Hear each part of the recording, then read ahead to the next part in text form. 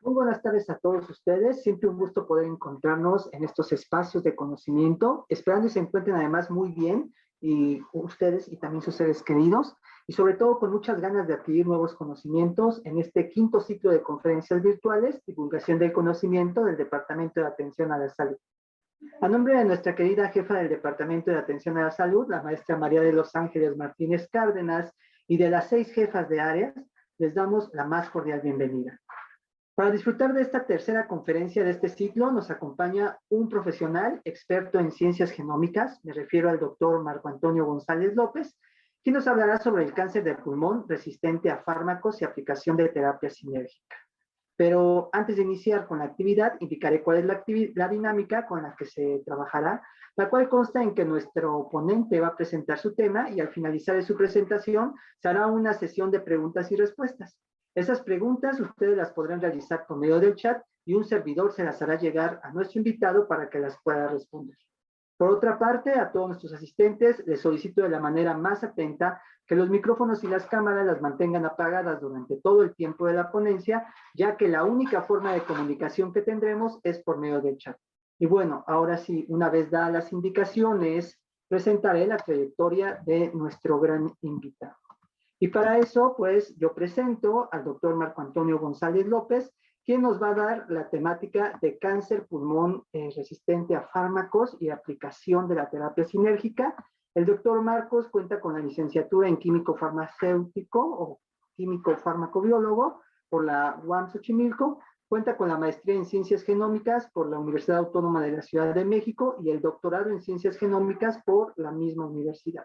Además, es catedrático CONACYT, comisionado al Instituto Nacional de Cancerología en la División de Ciencias de Investigación Clínica. Es catedrático CONACYT, comisionado por la Universidad Autónoma Metropolitana en el Departamento de Atención a la Salud. Es integrante del RCA, Registro CONACYT de Evaluación Acreditados. Es evaluador de proyectos de investigación de COMECYT, del Consejo Mexiquense de Ciencias y Tecnología, así como revisor para la revista de Cancer Nanotechnology y publicaciones internacionales en revistas indexadas y arbitradas. Así como se dedica a la docencia, a la dirección de tesis y trabajos de investigación a nivel pregrado y posgrado. Y así podríamos estar hablando un buen rato del currículum del doctor Marco, que aunque es joven tiene una gran trayectoria y que en estos momentos le voy a ceder los micrófonos para que nos pueda compartir su gran conocimiento. Bienvenido, doctor Marco. Gracias por la presentación, gracias por la invitación, gracias por los jefes por la invitación y entonces, bueno, y gracias por todos los que están aquí, sobre todo los alumnos, que bueno, a mí me gusta mucho compartir lo que hago con ellos porque, bueno, yo sé que para muchos investigadores es importante dar a conocer su trabajo, pero a mí, bueno, además de eso a mí me gusta hacerlo con los alumnos para que vean que, bueno, ellos están a veces en clase y luego tienen que hacer presentaciones y bueno, uno piensa que uno como es profesor, pues ya se las sabe todas, ¿no? Pero no siempre es así, entonces también es una oportunidad para que ellos vean cómo hago yo las cosas o cómo me equivoco o lo que sea y tengan también la oportunidad en este momento de hacer pues sus observaciones, así como sueno en clase, las críticas y sobre todo las preguntas, porque uno piensa que puede explicar bien o, todo, o lo que sea, ¿no? Pero a veces no siempre es así. Y entonces esta es una buena oportunidad para hacer intercambio, obviamente con todos los doctores que puedan estar aquí, pero sobre todo también con los alumnos, ¿no? Entonces, bueno, pues sí, ya les dijeron, yo estuve ahí ya con los alumnos, pues diciendo, no, vayan, por favor, vamos a ver qué, qué hacemos, ¿no? Y como le digo, me gusta mostrar mi trabajo. Entonces, bueno, espero que ya puedan ver ahí mi pantalla. Sí, y siempre lo digo, siempre que estoy haciendo una presentación, me gusta siempre preguntar cosas, aunque no me respondan una respuesta, pero sí que digan, pues sí o no, quizá para saber que no estoy totalmente solo hablando, ¿no? O solamente hablando yo. Bueno, entonces, como hicieron la presentación, bueno, pues el tema, tuve que reducir este tema a una cosa, a un título, pues que más o menos abarca todo lo que hacemos en el laboratorio, esta investigación es de tipo translacional. ¿Qué significa eso? Que hay una parte que se hace a nivel de clínico y hay una parte que es ciencia básica. Entonces, bueno, al final voy a decirles dónde hacemos todas las cosas, pero bueno, ese es el enfoque. Entonces, hay muchas actividades, hay muchos resultados, hay muchas cosas por hacer todavía, muchas cosas que están realizando actualmente, pero bueno, todo va encaminado a dar una solución. Obviamente tenemos un problema, el problema es el cáncer, ¿no? Y específicamente el cáncer de pulmón. Entonces, bueno, te vamos a ver por qué es un problema como tal, como enfermedad, pero también la forma en cómo se comporta esta enfermedad, estas células, que al final de cuentas es un comportamiento celular que lo que da origen y lo que se expresa como cáncer. Y bueno, para entrar ahorita un poco en materia y ir dando algunos fundamentos de por qué hacemos esto, bueno, pues hay que ver, ¿no? Las células, ¿ok? Ustedes como alumnos seguramente bueno, como los que estoy tratando ahorita de segundo, tercero, hay una parte que se ve en los procesos celulares de la célula, ¿no? Entonces, tenemos que la célula tiene un comportamiento o un ciclo de vida, así como un ser humano, ¿no? Tiene un ciclo de vida que, entre otras cosas, pues, da lugar a que tengamos más células y, como siempre les digo, una parte de esta división celular muy importante es la carga genética, que esto va a determinar pues las propiedades fenotípicas y las capacidades de acción pues de cada una de estas células, ¿no? Entonces, obviamente tenemos un comportamiento que puede ser normal, obviamente que la célula recibe un estímulo, empieza a crecer, empieza a desarrollarse, se divide y punto, ¿no? Ya no necesita crecer, se para. Pero hay un punto en el cual esta armonía, eh, todos estos procesos que tienen lugar a lo largo de la vida de la célula, pues se rompen.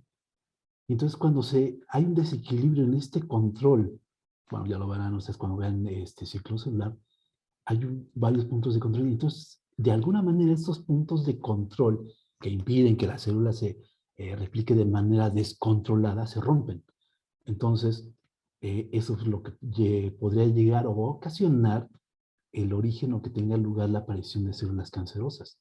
Obviamente todo el mundo sabe y todos sabemos que el cáncer no solamente es un mal funcionamiento a este nivel, sino como sabemos el cáncer es multifactorial, eso quiere decir que depende de muchas cosas, tanto como de la edad, lo habíamos visto por ahí que son las enfermedades crónico-degenerativas, pues dentro de este tipo de enfermedad pues encontramos al cáncer, hábitos, obviamente, exposición al sol, que parecería que no es tan drástico, pero sucede en la exposición a alimentos, a propios organismos. Cuando veamos virus vamos a ver la relación que existe entre ciertos tipos de cáncer, tanto con virus como bacterias. Y obviamente hay una parte de herencia, hay una parte, como les digo, de hábitos, etcétera, etcétera. También, obviamente, pues, qué tanto se mueve o qué tanto hace uno, ¿no? Sobre todo en esta época que fue mucho de sedentarismo, pues es un factor de riesgo que puede, en cierto punto, el conjunto de todas esas actividades, todos estos factores puede propiciar la aparición de cáncer. Obviamente el cáncer no es un proceso, es un fenómeno que ocurra de un día para otro, es una serie de acumulaciones de mutaciones, de fenómenos que ocurren a lo largo de varios años.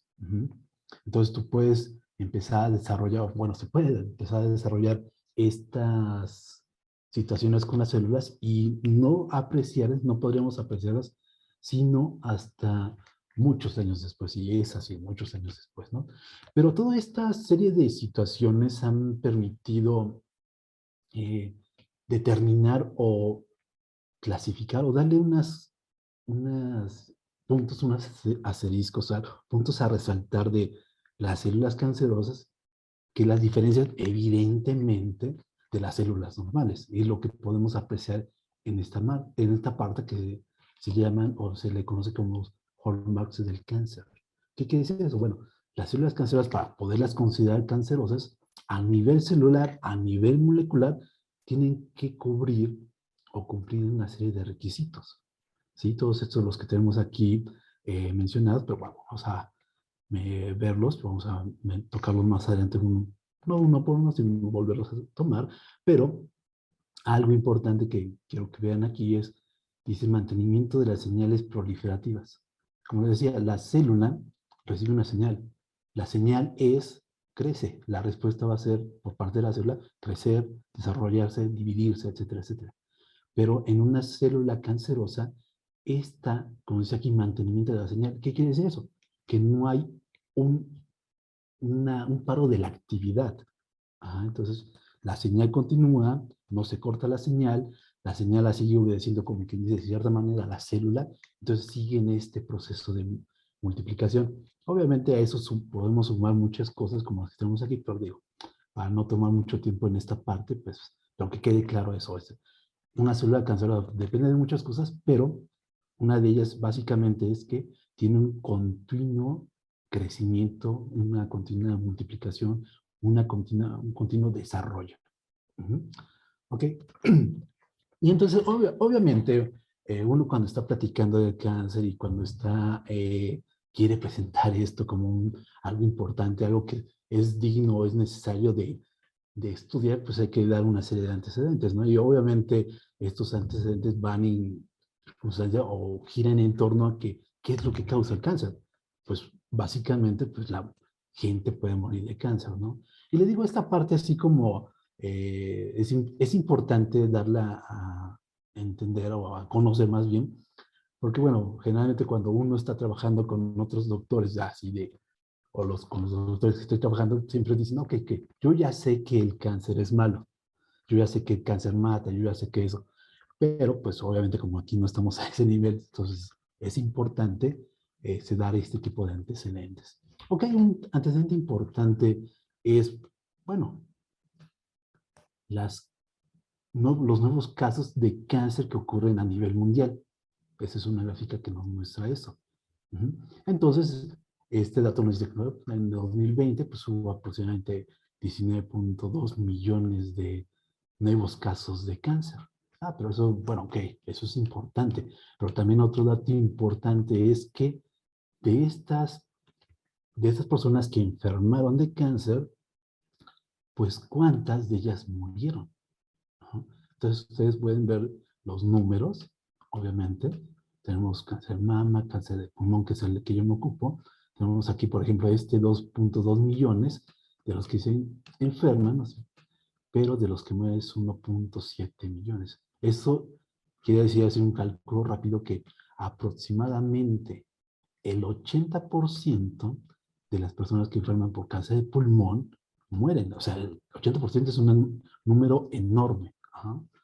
Bueno, evidentemente, también tenemos estadísticas a nivel nacional, esto a nivel mundial, esto a nivel nacional, y pues obviamente aquí las cuestiones, si lo dividimos por sexo, pues sabemos que el cáncer de próstata y el cáncer de mama son los de mayor importancia, ¿no? Porque además de tener una mayor incidencia, tienen muchas muertes, pero también aquí cabe resaltar que el cáncer de pulmón es importante, ¿no? Bueno, entonces ya sabemos que es un problema. Y obviamente como tal, como una enfermedad, pues debe haber una forma de remediarlo, ¿no? Ya habíamos visto que, bueno, las enfermedades por la época que vivimos es difícil curar. Más bien hacemos un seguimiento, una vigilancia, ¿no? Pero bueno, en el caso del cáncer, tenemos diferentes alternativas de tratamiento para tratar de remediar esta situación. Los tratamientos pueden ser la cirugía, la radioterapia y quimioterapia, ¿no? Lo que podemos aplicar para tratar de eliminar estas células cancerosas. Obviamente, estos tratamientos son agresivos para el paciente, por lo que se necesita terapia celular. ¿Qué significa eso? Una serie de medidas que ayuden que los efectos no deseados por parte del fármaco, que son los que se conocen generalmente como los efectos secundarios no deseados, no sean tan drásticos, ¿sí? ¿Por qué es el problema con este tipo de terapias? Porque las terapias, los fármacos, la radiación, etcétera, etcétera, no pueden distinguir entre una célula normal y una cancerosa. Entonces pueden afectar mucho más allá de la célula cancerosa y repercutir en la salud, en el bienestar, en la calidad de vida del paciente. Entonces, bueno, pero ¿qué sucede? Que a pesar de tener el tratamiento, se estima que los números de casos y el número de muertes por esta enfermedad, por cualquier tipo de cáncer, tienden actualmente y en el futuro, tienden a ir en aumento. ¿Sí? O sea, aquí tenemos una pequeña tabla comparativa de casos y muertes a este año. Entonces podemos apreciar fácilmente que de estos 19 millones, 9.9 millones murieron, que es aproximadamente el 50%. El pronóstico para el 2040, una población que se ve afectada por el cáncer, 30.2 millones, y bueno, de estos la muerte 16.3. Así un cálculo rapidísimo, podemos observar que más del 50% va a morir por esta causa, ¿no? Entonces, te digo, entonces tenemos aquí la situación. Hay tratamiento, porque a pesar del tratamiento hay muchas muertes y va a haber mucho más muertes en el futuro? Bueno, esto podemos explicarlo de varias maneras. Una de ellas es esta. Cuando el cáncer como enfermedad se le puede dar diferentes estados, dependiendo de cómo ha avanzado este cáncer en el individuo. Obviamente, como podemos ver aquí, pues puede ser un estado 1, 2, 3 o 4, como se clasifica comúnmente el cáncer, y podemos ver que cuando es un estadio temprano, así se le llama, está localizado. Y así conforme se avanza en el estadio, quiere decir que el cáncer está creciendo y llega un momento en el cual el cáncer puede llegar a esparcirse por el cuerpo, que es el último estadio, que es la parte, como se dice, la más agresiva para el paciente. Ahora bien, de la mano de los estadios está el tratamiento. Lo hemos visto ahí, cirugía, quimioterapia y radioterapia. Cuando tenemos estadios tempranos del cáncer, la opción más viable, o una de las opciones es, o la que se puede aplicar en mayor número de casos, es la cirugía, y así los diferentes. Pero cuando tenemos estadios avanzados, la cirugía ya no es tan viable. Entonces toma lugar o toma importancia la quimioterapia. Entonces, por acá la radioterapia, ¿no?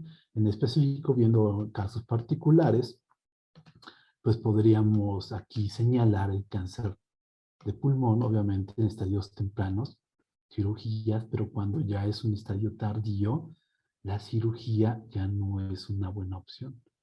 Y en todos los casos sea así. Entonces, en estadios avanzados, la opción de tratamiento es la quimioterapia. Entonces, bueno, eso es un factor importante. Ahora bien, relacionado con ese diagnóstico tardío está el poder o no ayudar al paciente a sobrevivir. Tenemos otros datos que dicen, bueno, si se hace un diagnóstico temprano, las posibilidades de sobrevivencia del paciente pues son más altas, obviamente. Entonces aquí tenemos en el caso del cáncer, bueno, aunque sean etapas tempranas, la posibilidad de que alguien sobreviva son de 3 de 10. En el caso de intestino o cáncer ovario, 9 de 10, o sea, es un número más alto, pero en estadios tardíos, en cualquier caso de cáncer, la posibilidad de sobrevida disminuye drásticamente. O sea, como les decía, el problema, bueno, con el cáncer, ¿a qué se debe? Ok, se debe a que cuando el paciente llega a consulta, al diagnóstico, llega al hospital porque se empieza a sentir mal, más del 50% de estos pacientes tienen metástasis. ¿Qué significa eso? Un estadio avanzado. Aquí, vamos a quitar esto. Entonces dice aquí, más del 50% tienen etapas tardías, o sea, eso quiere decir entre 3 y 4.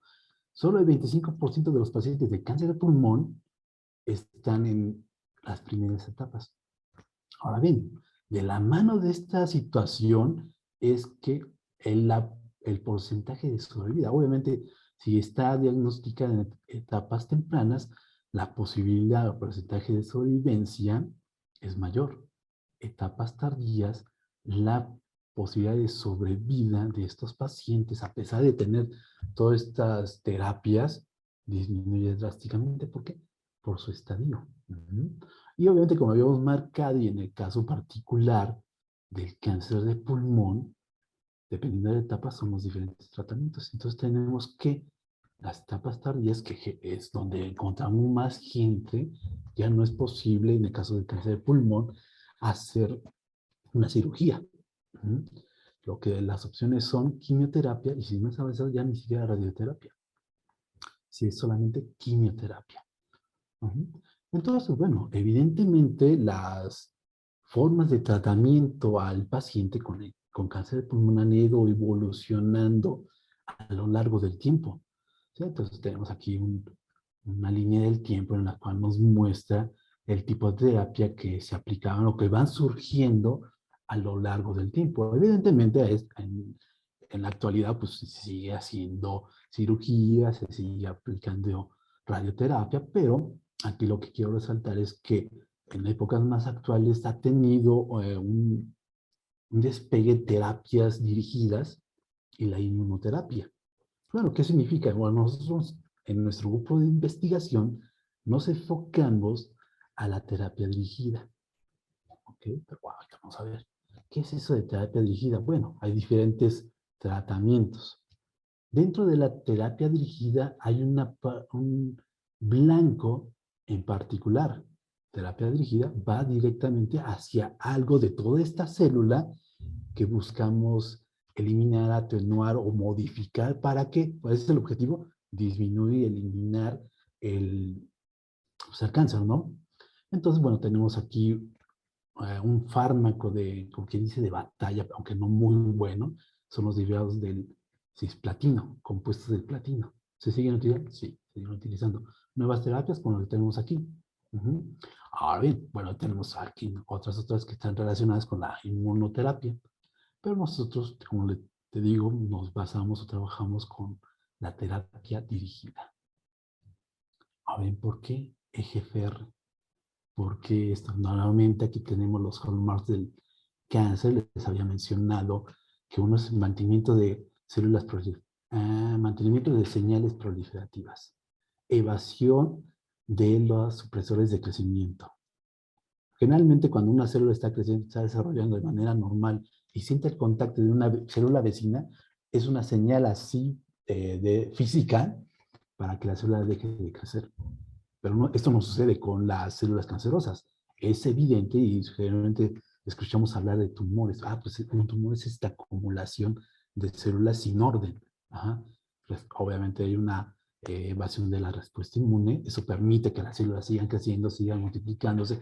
El cuerpo, obviamente, como algo que vigila su mismo organismo, tiene la capacidad de poder identificar estas células que tienen esta malformación, por decirlo de una manera, y eliminarlas. Pero no, aquí en este punto, estas células tienen esa capacidad de burlar el sistema inmune, entonces no pueden ser eliminadas. Dice aquí inmortalidad replicativa.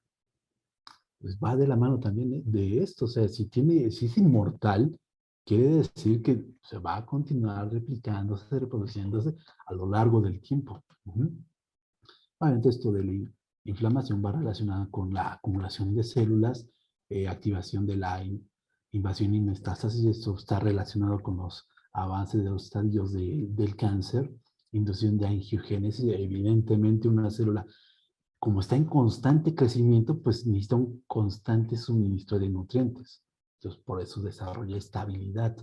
Entonces, obviamente, inestabilidad genómica, el cáncer muchas veces lo van a encontrar definido como una acumulación de mutaciones, que al final de cuentas es eso, ¿no?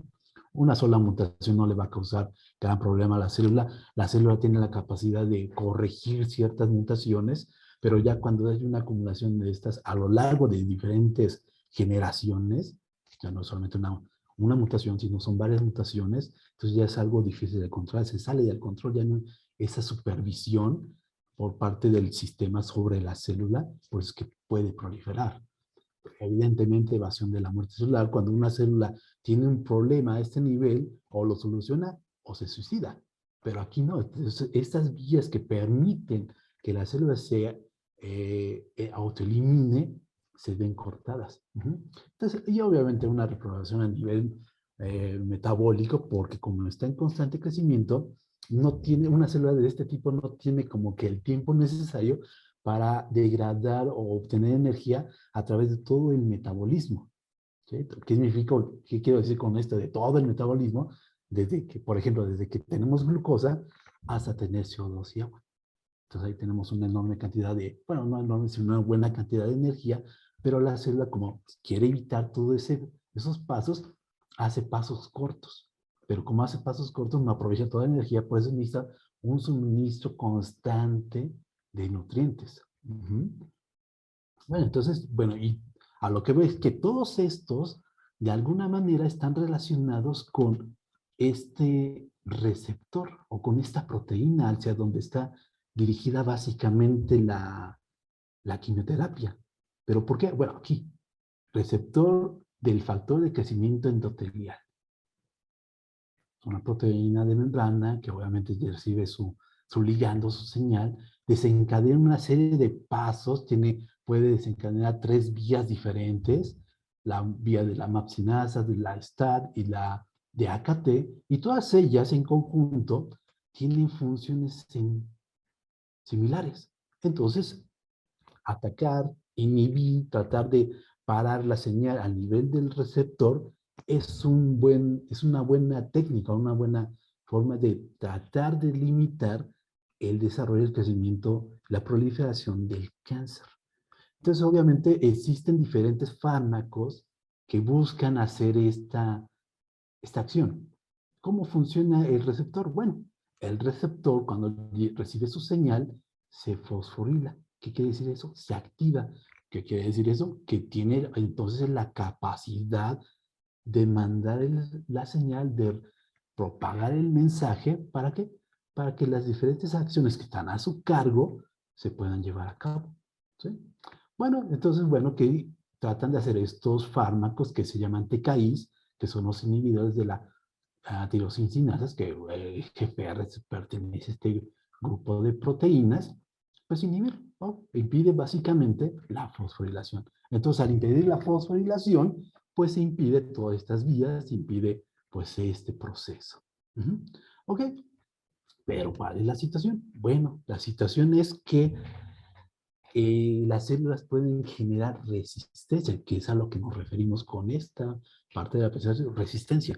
Obviamente ustedes saben, y a lo mejor está mejor conocido, la resistencia que muchas veces generan los microorganismos, como las bacterias, ¿no? Todo el mundo sabe, ¿no? Pues que tienes que administrar nuevos fármacos porque la bacteria ya ha sido resistente.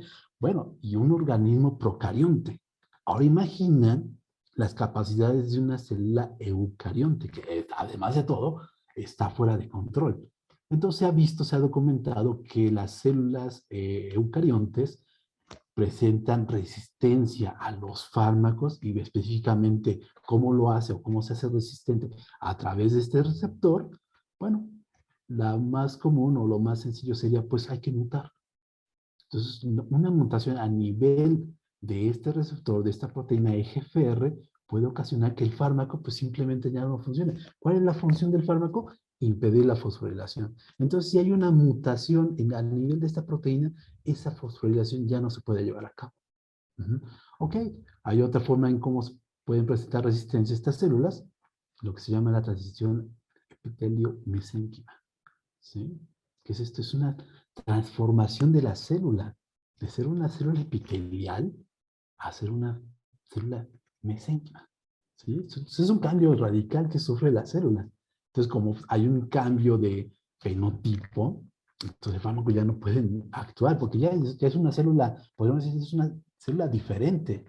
Ajá. Hay otra forma en que se llama como el bypass. ¿Qué significa eso? Bueno, EGFR tiene la capacidad, obviamente, para ser funcional de unirse a otras proteínas, EGFR. De hecho, EGFR es funcional solamente cuando forma dímeros. Y obviamente forma un dímero con otra proteína EGFR. Pero tiene la capacidad de unirse a otras proteínas de la misma familia, obviamente, no con cualquier proteína. Y tiene la capacidad de ¿qué? Pues de seguir desempeñando su función. Bueno, entonces hace una unión, ok, no puedo por acá, me junto con otra proteína y seguimos trabajando, seguimos trabajando. Y también otra causa de resistencia que se ha documentado son los cambios a nivel epigenético. Ujú. Bueno, entonces, pues son varias de las cosas que pueden originar la resistencia, que es esto, que el fármaco ya no tenga el efecto. Muchas veces ustedes han escuchado que el paciente responde al fármaco, pero después de cierto tiempo, y no mucho tiempo, 6 meses más o menos, el paciente ya no responde. El paciente recae, el paciente, ¿qué pasó con las células? Generan resistencia. Ujú. Entonces, la generación de resistencia ha motivado a las farmacéuticas, obviamente, a generar nuevos fármacos, ¿sí? Que tengan nuevas capacidades. Ok, el receptor muto, pues hay que hacer algo más específico para evitar que la mutación impida el mecanismo de acción del fármaco. Entonces, bueno, aquí tenemos una línea del tiempo, la cual muestra que se han dado a conocer, han salido al mercado diferentes fármacos, ¿sí?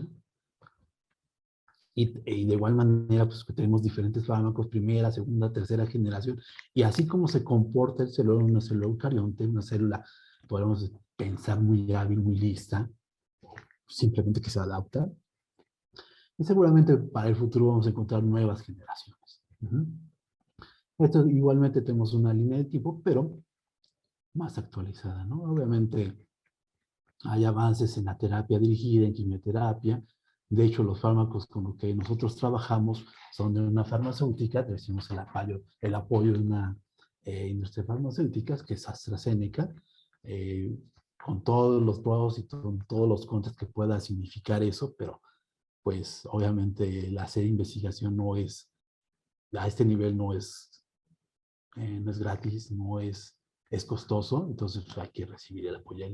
El solo hecho de los fármacos, de obtener los fármacos, es un enorme apoyo, pero bueno, ahí podríamos discutir todo esto en algún momento si quieren, pero bueno, pero aquí ahorita en este punto no es lo que estamos hablando. Además de eso, ok, la célula como tal tiene la capacidad de adaptarse. Lo que estamos observando en este esquema son diferentes vías de desarrollo que su punto final es la proliferación celular. Si estamos hablando de qué se alcanza, pues eso, una proliferación descontrolada. Aquí tenemos la de EGFR, pero además de ellas existen varias. Y bueno, me voy a enfocar en estas dos, que son la WNT y GDHOP. Sí, que están relacionadas también con esto, proliferación celular. Y seguramente ustedes, si hay alguien que sepa más de medicina y que esté viviendo de casualidad embriología, sabrá que estas vías son propias o se manifiestan en mayor medida durante el desarrollo embrionario. ¿Sí? Ah, bueno, pero ¿qué sucede? Ah, pues sucede que estas células tienen como la capacidad de ir hacia esos recuerdos, como quien dice, y activar estas vías. ¿Para qué? Para conseguir su objetivo. ¿Cuál es su objetivo? Seguir creciendo. ¿Sí? Si no puedes por una vía, está tapada la vía, pues te vas por una vía alterna. Mecanismo de resistencia diferente a los que habías visto, pero otro mecanismo de resistencia. ¿Cuál es el punto? Proliferación. ¿Cómo lo logra la célula? Con esta vía, si no es con ella, con otra, con otra. Nosotros nos enfocamos a esta porque, bueno, nos enfocamos a ella porque esta vía, bueno, obviamente como todavía tiene una serie de componentes que desarrollan o dan lugar a que se pueda llevar a cabo su función. ¿Y cuáles son estas proteínas? Bueno, tiene varias proteínas y lo importante de estas proteínas es que están clasificadas como factores de transcripción. Entonces, bueno, seguramente por ahí vieron o no han visto, pero ¿qué es un factor de transcripción? Un factor de transcripción va a ser aquella proteína que le va a ayudar a la célula a llevar a cabo el proceso de transcripción. Así que en conjunto con la RNA polimerasa van a operar a nivel del DNA. ¿Para qué? Para obtener mensajeros. ¿Para qué? Para obtener proteínas. ¿Qué proteínas? La que nos interesa en este punto es la proteína receptor de factor de crecimiento, entre otras muchas. Pero esa que está relacionada con el crecimiento, pues obviamente por esta vía la puede estar nuevamente sintetizando. Ok, eso es como un supuesto. Pero ¿qué hay al respecto? ¿Qué se sabe? Bueno, en estudios que se realizaron en pacientes en el hospital, en el INCAN, se vio que, bueno, personas con carcinoma y personas con adenocarcinoma, pero con este receptor no mutado. Esto es importante. Habíamos dicho que un factor de resistencia era el receptor mutado y ya no responde al medicamento. Bueno, aquí para ver la importancia, si hay una importancia o no por parte de estas proteínas que forman parte de esta vía G-de-Hock con factores de transcripción que son GLI y MEOT, aquí, bueno, en esta parte ni siquiera está citado todavía MEOT porque no se sabía. Bueno, pues nosotros encontramos eso, que hay un par de proteínas que son factores de transcripción y que se ha visto que cuando hay altos niveles de estas proteínas, la sobrevida del paciente se ve disminuida en todos los casos. Entonces, eso nos lleva a pensar que, ok, hay una medicación, no hay una mutación, pero el paciente, a pesar de ello, a pesar del tratamiento, pues sigue muriendo. Entonces, ¿tendrá algo que ver estas otras proteínas de la otra vía que son glicemia o que pertenecen a la vía de desarrollo G-de-Hock? ¿Algo que ver con este aumento o con mantener altos niveles de muerte por cáncer de pulmón? Esa es una de las preguntas que pues, nos hicimos, ¿no? Bueno, y como decía, bueno, se tenía el dato de que GLI era una proteína que hace sinergia, o así se postuló, que hace sinergia ¿con qué? Con EGFR, ¿para qué? Pues mantener estas capacidades proliferativas de la célula. Pero pues nada más eso. Entonces, la célula hace sinergia. Entonces, nosotros como personas no podríamos pensar en algo sinérgico para poder limitar este crecimiento. Pues es lo que queremos lograr. Y bueno, aquí obviamente la alta expresión de estos factores de transcripción MEOS y GLI, que son el nombre de estas proteínas, pues es un factor de riesgo. ¿Para qué? Para las personas con cáncer. Entonces tiene importancia. Entonces, todos estos datos que se hicieron, que se recabaron, nos llevaron a esas conclusiones. Entonces, estos datos te llevan pues, a tratar de investigar, ¿no? Entonces nosotros en el laboratorio trabajamos con varios fármacos. Decía, el fármaco clásico es cisplatino, que tiene su mecanismo de acción sobre el material genético. Otros fármacos, o estos que vean como AZD, son los que nos da la farmacéutica, ositinib, selatinib, bueno, más fácil decir AZD 6244, 9291, y como podemos ver aquí, es sus sitios de acción. Entonces, estos, AZD, erlotinib, genitivir, son tipos TKI, inhibidores de proteínas sinasas. ¿Inhibidores de qué? De que EGFR pueda fosforilarse.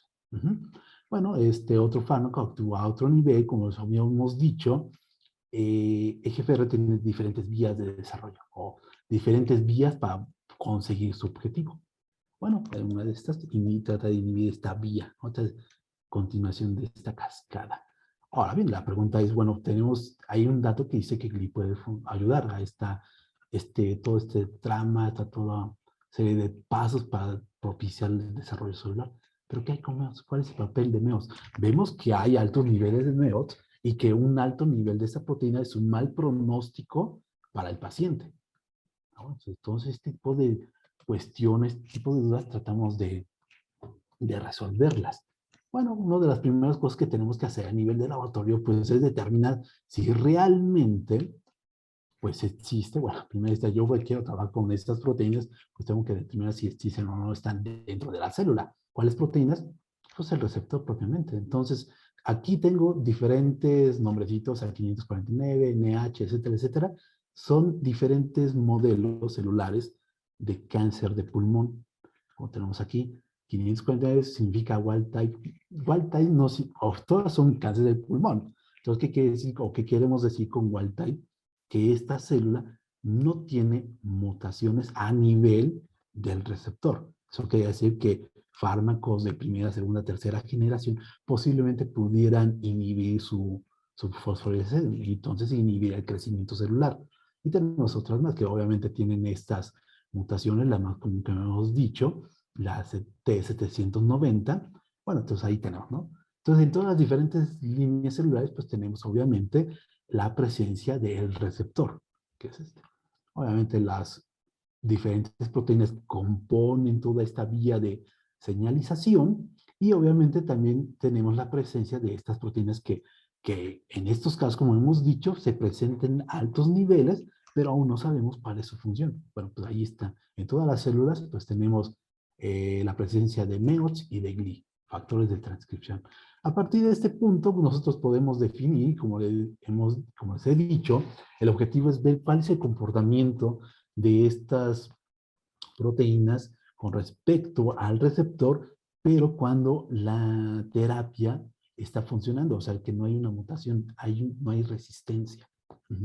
Bueno, obviamente nos tenemos que plantear diferentes escenarios, por eso es que tenemos diferentes células, pero este primer acercamiento que hicimos fue desde ese punto de vista. Obviamente, más adelante tenemos que trabajar con las células mutadas para ver si realmente esto no solamente es una cuestión cuando no hay mutaciones. Entonces, si no hay mutaciones, podremos pensar de manera simple, muy sencilla, si no hay mutaciones, entonces el fármaco funciona. Pero no, no es así. ¿Por qué? Porque la gente sigue muriendo y sigue padeciendo de esta enfermedad. Ok, siguiente punto. Los fármacos que estamos estudiando funcionan realmente y tienen un efecto sobre las diferentes líneas celulares. Bueno, estas curvas de crecimiento nos muestran que sí.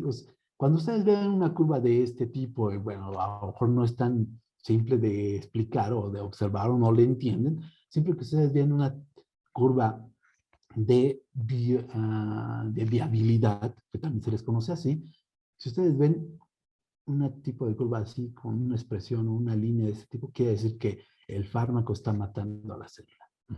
Si ustedes ven una tendencia hacia arriba, quiere decir que el fármaco no lo está afectando como nosotros esperaríamos. Entonces aquí tenemos el Erotris, un TKI, el AZ9291, que también es otro fármaco TKI, pero que es específico cuando se encuentra la mutación. Cisplatino, que es el de batalla, como les decía. Y bueno, aquí lo interesante que quiero que retengan esa información. En general, las células de cáncer de pulmón presentan resistencia a este fármaco. No se ven tan afectadas. Realmente aquí tenemos todo. En términos generales, podemos ver que las diferentes líneas celulares tienen o no, bueno, más bien, no responden de como quisiéramos a los diferentes fármacos. Entonces, en este punto, esta línea celular, que también, bueno, es de cáncer, pero nos ha servido de control, ¿no? Ok, excepto en el cisplatino, ahí sí, bueno, ahí sí respondió.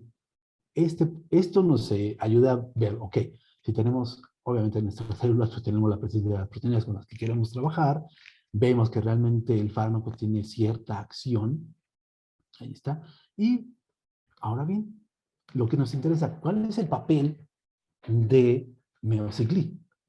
Entonces tenemos que aquí echar mano de un poco de ingeniería genética, porque si queremos, sabemos la función, o intuimos la función. Entonces, ¿cuál es la función? Factor de crecimiento, factor de transcripción, que ya dijimos para qué sirve.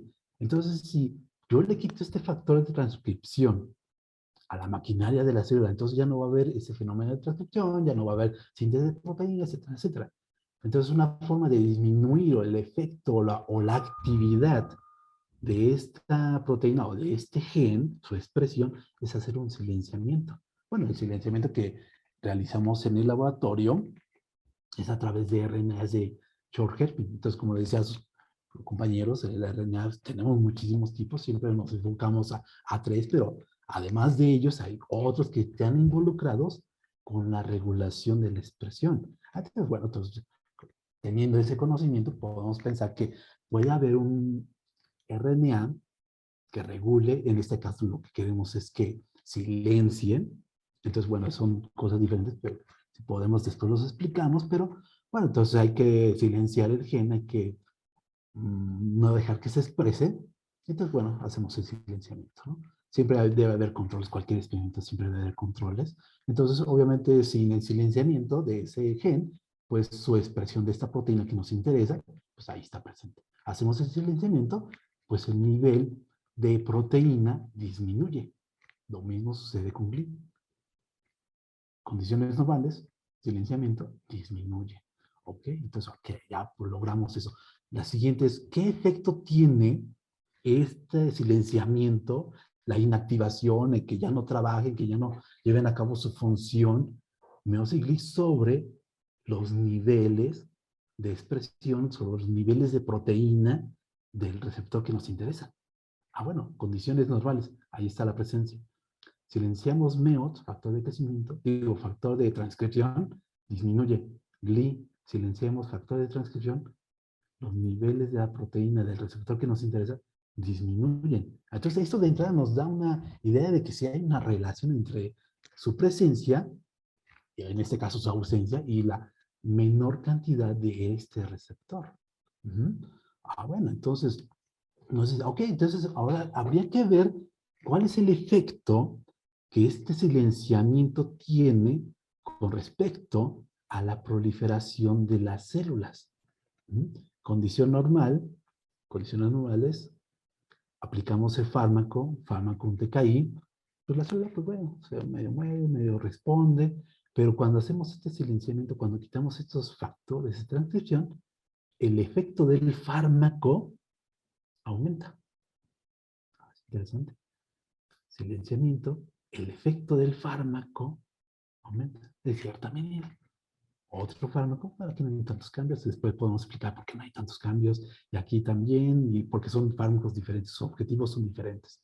Estos dos de aquí arriba, su objetivo es el receptor. Receptor normalito, receptor mutado. Obviamente, como este es un fármaco específico para atacar esa mutación, el efecto no es tan marcado, tan evidente. Bueno, entonces ya vimos ahí, ya tenemos, silenciamos, hay un efecto, sí. ¿Cuál es el efecto? Disminuye. ¿Cuál es el efecto? El fármaco parece que funciona mejor. Ok. Siguiente cuestión, ok. Estamos viendo a nivel de cómo afecta el fármaco a la célula. Son concentraciones inhibitorias, pero ¿qué sucede a nivel celular? Entonces, bueno, hay otra serie de ensayos, unos ensayos que se llaman clonogénicos, que es lo que tenemos aquí, y vemos el efecto de los diferentes fármacos cuando silenciamos estos factores de transcripción. En términos generales, y algo muy interesante es, ok, célula A549 tiene mutación, no tiene mutación. Entonces el fármaco debería de actuar. ¿Actúa? Sí, ahí está, hay menos células. Silenciamos este factor de transcripción, ¿qué sucede? ¿Hay menos células? Sí, y de manera drástica. Tú puedes observar esto, la cantidad de células que hay en condiciones normales, pero cuando agregamos además el silenciamiento y el fármaco, mucho menos células. Obviamente también cuando lo hacemos con GLI no es tan drástico, no tan marcado, pero hay una disminución. También dato interesante con otro fármaco que aquí en esta vía de proliferativa ataca un punto central de la vía de comunicación. Pero también es interesante ver el comportamiento que sucede. Esto simplemente nos trata de mostrar estas barras que pueden, sí hay diferencias significativas.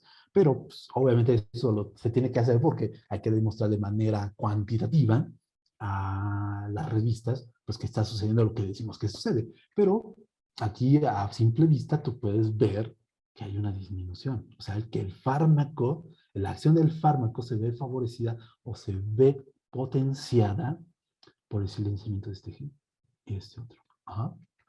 Ok, entonces, bueno, eso fue a nivel celular, pero también hay que experimentar a nivel, esto es in vitro, esto hay que hacerlo in vivo. Obviamente no podemos experimentar en personas, entonces, como platicamos aquel día con los alumnos, pues necesitamos modelos animales. Necesitamos un modelo animal que nos permita el desarrollo de las células cancerosas. Obviamente estos ratones que se llaman NUNU, que son inmunodeficientes, entonces no, eso garantiza que no vayan a rechazar, como quien dice, las células y nos permite ver cómo se desarrolla el cáncer, por decirlo de alguna manera, o las células que les implantamos, que son estas células cancerosas, el tratamiento, a ver cómo responden. Y bueno, aquí está el tratamiento que utilizamos, cisplatina, que habíamos dicho, general, en términos generales, las células presentan resistencia a este fármaco. ¿Ok? ¿Qué observamos aquí? Tumores, se le inyecta las células al ratón, se deja que se implanten, se dejan que crezcan y después de que ya crecieron, se le administra el fármaco. ¿Cuál fármaco? En este caso, cisplatino o erlotinib. que ya habíamos visto, bueno, un de uso general y un TKI. ¿Qué sucede en términos generales? Cisplatino, condición normal, sin tratamiento, sin silenciamiento del gen, el tumor sigue ahí. Silenciamiento de este factor de transcripción, el tumor comparado con el control, obviamente, disminuye. Otro caso, silenciamiento del GLI, el tumor disminuye con respecto al control. Cisplatino, TKI, condiciones normales, silenciamiento de un gen, silenciamiento del otro gen. En términos generales, que observamos que el tumor disminuye. Entonces es muy interesante. Y eso es una de las cosas que hemos logrado evidenciar y ver. Entonces, esto nos haría pensar que terapia sinérgica, platino, cisplatino, que no es tan específico, pero con base a estos hallazgos podríamos pensar que un tratamiento ideal o de elección para estos pacientes que no tienen este receptor mutado es dar una terapia a base de cisplatino con erlotinib. Podría ser una opción. ¿Por qué? Por la evidencia que tenemos. Muy bien. Y eso es lo que habíamos visto, pero evidentemente pues tenemos que regresar al problema principal que es el receptor. Bueno, ya habíamos visto todo esto que, ok, silenciamos los niveles de la proteína disminuyen, pero no habíamos dicho nosotros, ok, la proteína disminuye, pero la parte importante o la parte funcional de esta proteína es cuando se encuentra fosforilada. Cuando se encuentra fosforilada es cuando es activa. Cuando es activa es que puede llevar a cabo sus funciones. Entonces, bueno, hicimos una serie de observaciones aquí y vimos que obviamente estimulamos el receptor para que se fosforile y ver si realmente los diferentes tratamientos de fármacos y el silenciamiento genético tenían una repercusión sobre sobre la actividad del receptor. En términos generales, bueno, obviamente analizando todos estos resultados, podemos decir que sí. Ok, entonces esto nos lleva a imaginar entonces, bueno, que sí hay una relación estrecha entre el silenciamiento de estos genes, la apagado o quitarlos de allí, y la repercusión que tiene a nivel del receptor. Quitamos o eliminamos o silenciamos factores de transcripción, los niveles de esta proteína que se encargan de hacer la proliferación celular disminuyen, entonces eso querría decir que, en términos generales, hacemos estas silenciamiento de los genes, hay fármacos para ello, hacemos el tratamiento con el fármaco específico para inhibir el receptor, la ayuda, el conjunto de estos dos fármacos permitiría una menor señal, permitiría bajar los niveles de proliferación, en cierto punto permitiría, pues qué, evitar que el paciente, las células, se sigan desarrollando. Bueno, entonces, bueno, y ya para ir finalizando, esta parte también es, ok, hemos encontrado que los factores, estas proteínas meocicli, son factores de transcripción, pero solamente tienen esta función, o cómo es que interaccionan o modifican si su factor de transcripción quiere decir que tiene la capacidad de unirse a, en material genético al DNA. Y el DNA, como ustedes saben, si no saben, bueno, está regulado, ¿sí? Y se regula a través de, cuando digo se encuentra regulado, quiere decir que hay modificaciones a nivel del DNA y a nivel de las proteínas sobre las que se enreda el DNA, que pueden, propiciar que se exprese o no se exprese un gen. ¿Cuál es el de interés? El gen que codifica para la proteína EGFR, que ya vimos, wow, toda la importancia que tiene esta proteína. Ajá. Entonces, queremos ver si hay una relación, además de este factor de transcripción, cómo se relaciona con la epigenética. Epigenética, a grandes rasgos, es modificaciones a nivel de material genético específicamente sobre las histonas. Obviamente estas modificaciones a nivel de las histonas permite que este DNA se encuentre laxo, eso permitiría la expresión de los genes, o estas modificaciones a nivel de los histonas hacen que se cierre. Cuando está más estrecho, más cerrado, pues no hay expresión por simple impedimento estático. Ujú. Entonces hay diferentes formas en cómo estas histonas se pueden modificar. ¿Modificar a través de qué? Acetilaciones o metilaciones. Hay diferentes combinaciones, aquí tenemos algunas combinaciones. Algunas de estas combinaciones permiten la expresión o no la expresión de este gen en cuestión. Ujú. Ok, entonces con base a ello, pues dimos a la tarea de hacer una metodología de laboratorio que se llama CHIP. Seguramente por ahí la llegarán a ver. Va a haber más adelante una plática que va a hablar acerca del material genético, va a ser muy interesante. Entonces, yo voy a ir a ella, que habla de muchas técnicas para el estudio del material genético. Una de ellas, pues, el chip. Bueno, ¿qué información nos da el chip? Bueno, sabemos que las modificaciones epigenéticas pues se dan gracias a qué? A una serie de proteínas, unas que en conjunto se llaman STH2 y otras que se llaman ESMA-CB1.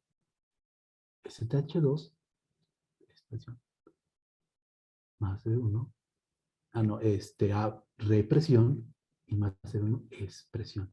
Reprime, permite. Se hace, no se hace. ¿Okay? Entonces, bueno, estas proteínas son importantes, entonces habría que ver cómo están sus niveles de estas proteínas que encargan de hacer estas modificaciones a nivel de material genético para permitir o no permitir la expresión. Bueno, entonces tenemos aquí, ¿qué sucede cuando silenciamos alguna de estas proteínas? Pues los niveles de esta proteína STH2, que como lo que vimos acá, apaga, reprime. Entonces, una proteína que reprime, que modifica el DNA de tal manera que no se pueda leer, que no se pueda expresar, pues se encuentra en altos niveles. ¿Sí? Silenciamos esta proteína, factor de expresión, esta que se encarga de hacer esa regulación, hay altos niveles. Bueno, ¿qué sucede con algo lo contrario? Conmigo hoy es más severo, que es la que permite la expresión. Bueno, la que no permite, hay mucha. La que permite la expresión, hay poca. ¿Ok? De la mano del silenciamiento de estas dos proteínas. Pues obviamente aquí nosotros hay que demostrar de manera cuantitativa los niveles de estas proteínas. A nivel de mensajero y a nivel de proteína. Entonces, bueno, entonces a grandes rasgos lo que nos quiere decir esto es, tomamos toda la secuencia de el promotor, el gen que codifica para esta proteína y vimos cómo se posicionan las diferentes modificaciones que existen a nivel del material genético para ver pues, qué relación había. Bueno, encontramos que una marca en particular, que es esta, a nivel de histona, que en términos generales reprime, en términos generales esta acetilación a nivel de histonas permite, o como quien dice, permitiría la expresión, aquí no se permite la expresión, que cuando tenemos este silenciamiento, esta zona se encuentra reprimida. Entonces no hay expresión. Entonces podemos ver y podemos intuir, bueno, obviamente con base a estos resultados, que el silenciamiento de estos factores de transcripción no solamente van a estar impidiendo o no se va a permitir la expresión de la proteína que nos interesa, sino que además esta situación se ve regulada o se ve favorecida porque hay un impedimento, una modificación de estas zonas que se necesitan leer para que exista la expresión por parte de todas estas proteínas. Entonces, bueno, suena así como que muy complicado, pero en realidad es como, ok, tenemos estas proteínas, factores de expresión, nos permiten la expresión. No las tenemos, las silenciamos, la expresión se ve limitada.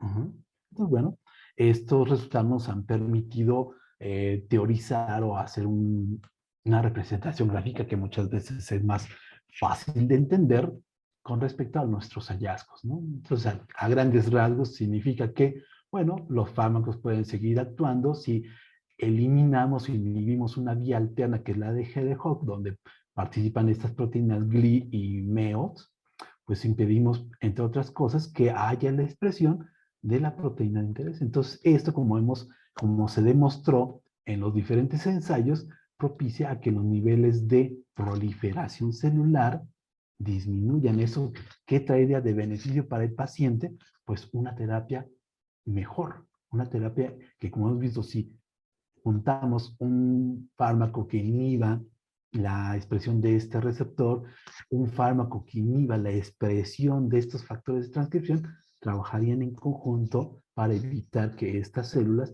se continúen proliferando, evitar que siga avanzando este cáncer. ¿Ah? Entonces, de ahí que, por eso, entonces hay resistencia. ¿Qué hacemos? Bueno, una posibilidad es hacer terapia sinérgica. Podemos hacerlo así, tenemos evidencia de que esto podría funcionar. Obviamente, esto se hace a nivel de laboratorio, in vitro, con animales, con ratas, pero obviamente el objetivo es llegar al paciente. Con respecto al paciente hay muchas situaciones, obviamente. Les podría decir que cuando el paciente llegue a consulta, generalmente, muchas veces llega con un mal diagnóstico. ¿Por qué? Porque no puedes saber de una manera sencilla si tiene un problema o no cuando quieres administrar este tipo de fármacos TKIs, si su receptor de sus células está mutado o no. Si está mutado, aunque le des mucho fármaco, no va a funcionar. Tienes que darle fármaco adecuado. Por eso, cuando el paciente llega al INCAN, a la consulta, una de las primeras cosas que se hace es el diagnóstico molecular. Sí, obviamente el diagnóstico general que se basa en signos y síntomas por parte del paciente, pero si queremos hacer una buena terapia, tenemos que hacer un diagnóstico molecular. ¿Para qué? Para saber en qué forma está este receptor y saber qué fármaco es el adecuado para él. Bueno, entonces, bueno, con esto son parte de las diferentes hallazgos que hemos logrado. Entonces yo trabajo en conjunto con el doctor Arrieta del INCAN, con el doctor Federico Ávila del INER y de la FESISTACALA. Entonces, bueno, parte de estos resultados que les he mostrado los acabamos de publicar hace como una semana. Aquí apareció nuestro artículo, lo cual obviamente todos los que hacen investigación pues les da mucho gusto, y sobre todo si tenemos una buena revista y arbitrada, indexada y todo eso, que además le gusta al CONACYT, le gusta al SNI, pues obviamente nos da mucho más gusto, ¿no? Y entonces, bueno, con esta parte concluyo mi plática. Espero que se haya entendido algo. Espero que, si no, pues nos pueden preguntar, pueden interesar, podemos profundizar en otros temas, podemos hacer trabajo en conjunto, una colaboración, obviamente. Si por acá yo ando pues pasando, no sé cuál es la situación, o más bien, no la situación, sino mi futuro, pero pues el trabajo y todo no, y bueno, el trabajo respecto a esto, pero las técnicas que se manejan se pueden aplicar a muchas más situaciones, ¿no? No son solamente células cáncer, no solamente células eucariotas, a muchos otros tipos de organismos. Y bueno, pues gracias. Al contrario, muchísimas gracias, doctor Marco, por su excelente ponencia. Y bueno, si nos permite, vamos a pasar a los comentarios.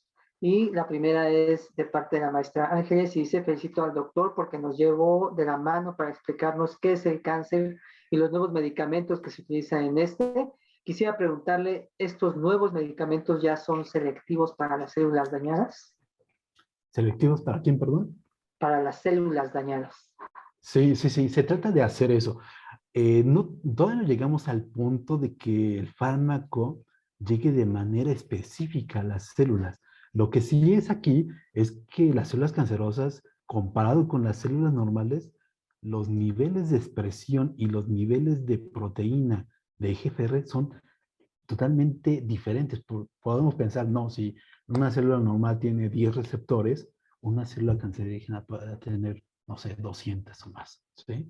Obviamente, dentro de esto sirvas esta pregunta para plantearlo. Otro que estamos planeando nosotros, aquí por acá, es hacer terapia dirigida con base a nanopartículas. Lo que queremos hacer es una terapia a base de moléculas teranósticas, y entonces esa parte del teranóstico le da esa especificidad. Entonces, además de garantizar la acción sobre el blanco, estaremos tratando de asegurar la dirección, el blanco, en que este fármaco llegue de manera exclusiva a estas células cancerosas.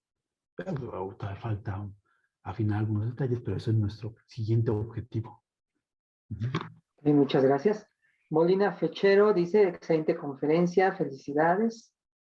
Pues bueno, doctor, por ahí también Antonio de Jesús nos dice, me parece muy interesante el entender por qué la lucha contra el cáncer se ha dificultado, ya que generalmente se cree que los tratamientos son estáticos.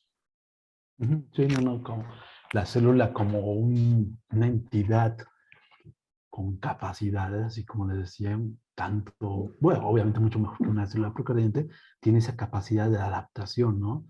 Obviamente una célula cancerosa no quisiéramos que tuviera esa capacidad, pero la tiene, ¿no? Entonces se adapta y pues hay que nosotros encontrar esas adaptaciones y tratar de inhibirlas. Muy bien. Ya el Esteban dice, por lo que entiendo, lo que usted hace es una propuesta para un mejor tratamiento de cáncer de pulmón. En el hipotético caso de que logre aplicarse este tratamiento, ¿también se podría aplicar a los demás tipos de cáncer? Sí, claro, obviamente como te decía, hay que hacer un diagnóstico molecular. Aquí el enfoque es este receptor y obviamente en muchos tipos, y no es que en todos los tipos de cáncer, este receptor se encuentra altamente expresado. Entonces podrá ser una alternativa no solo para este cáncer, sino para otros más. Claro. Bueno, doctor, pues agradecemos muchísimo su gran participación del día de hoy, compartiendo sus conocimientos y a nombre de nuestra querida jefa, la doctora María de Los Ángeles, le haremos llegar su constancia a la brevedad posible. Muchísimas, muchísimas gracias. Que no, gracias a ustedes.